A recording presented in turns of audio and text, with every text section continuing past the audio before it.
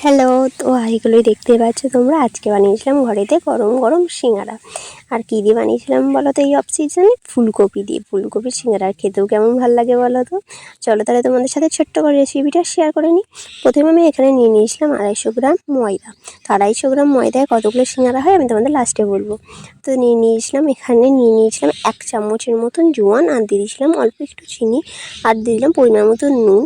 এবার দিয়ে দিলাম 1 চামচের মতো তেল, দিয়ে ভালো করে সেটাকে ময়ান দিয়ে নিতে হবে। দেখো এরকম মুঠো করলেই যাতে ভেঙে না যায়। দিয়ে তারপর জল দিয়ে মেখে এটাকে রেস্টে রেখে দিতে হবে 1/2 ঘন্টার জন্য। তারপরে আমি কুকারে নিয়ে নিলাম গাজর, আলু, আর এখানে নিয়ে নিয়েছিলাম মটরশুঁটি, যেগুলো আমি শীতকালেতে শুকিয়ে রেখেছিলাম। দিয়ে সেগুলোকে একটা সিটি মেরে নিলাম। এবার এখানে আমি একটা চাটনি করে নেবো। তেঁতুলটাকে ভিজিয়ে রেখে দিলাম, আর এখানে একটু চিলি ফ্লেক্স বানিয়ে নিয়েছি। এবার এটা কড়াই বসিয়ে তাতে কারি পাতাগুলোকে কুচি কুচি করে দিয়ে শুকনো খোলাতে ভেজে নিলাম। দিয়ে দিলাম উপর থেকে 1 চামচ তেল। তারপরে দিয়ে দিলাম আমি এখানে পেঁয়াজ বাটা। আমি এখানে কিন্তু রসুন আদার ব্যবহার করিনি। পেঁয়াজটাকে ভালো করে কষিয়ে নেওয়ার পর এখানে দিয়ে দিলাম 1/2 চামচ হলুদ গুঁড়ো, 1 চামচ ধনে গুঁড়ো, আর দিয়ে দিলাম পরিমাণ মতো নুন।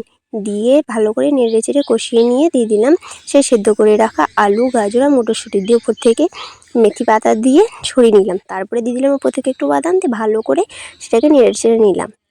দিয়ে সেটাকে নামিয়ে নিলাম। তারপরে আবার কড়াই বসিয়ে আমি দিয়ে দিলাম পরিমাণ মতো তেল। তারপরে দিয়ে দিলাম গরম জলে ভাপিয়ে রাখা ফুলকপিগুলোকে, কারণ ফুলকপিগুলো আগে দিইনি। ফুলকপিগুলো আগে দিলে একদমই আলুর সাথে মিশে যেত, তাই দেখতে পাওয়া যেত না। তারপরে দিয়ে দিলাম একটুখানি চিনি, আর দিয়ে দিলাম 1/2 চামচ মতো হলুদ গুঁড়ো, দিয়ে ভালো করে নেড়ে চেড়ে ওটাকে ভেজে নিলাম। তারপরে ওই কড়াইতে দিয়ে দিলাম সেই তেঁতুলের কাঠটা, আর দিয়ে দিলাম চিলি ফ্লেক্স, আর দিয়ে দিলাম 2 চামচ গুড়, আর বিট নুন দিলাম। এখানে আমি নুনের ব্যবহার করিনি, কারণ বিট নুন দিলে স্বাদটা বেশি ভালো হবে। দিয়ে ভালো করে যখন ফুটে যাবে তখন এটাকে নামিয়ে নিলাম।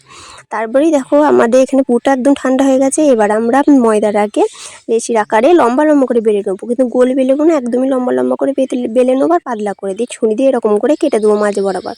তারপরে দেখো যেদিকটা চৌকো করে কেটেছিলাম সেখানটাকে নিয়ে এরকম করে মুড়ে দিলাম।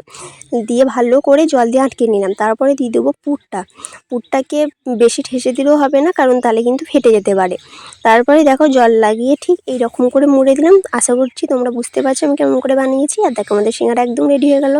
কড়াইতে তেল বসিয়ে দিলাম, দিয়ে দিলাম ওই সিঙ্গারাগুলো। দিয়ে একে একে সিঙ্গারাগুলোকে দিয়ে বেশ কিছুক্ষণ লো টু মিডিয়াম আঁচে এরকম করে ভেজে নিলাম। ভেজে নেবার পর নামিয়ে নিলাম। দিয়ে নামিয়ে নিয়েই দেখো আমি গরম গরম সার্ভ করে দিয়েছি।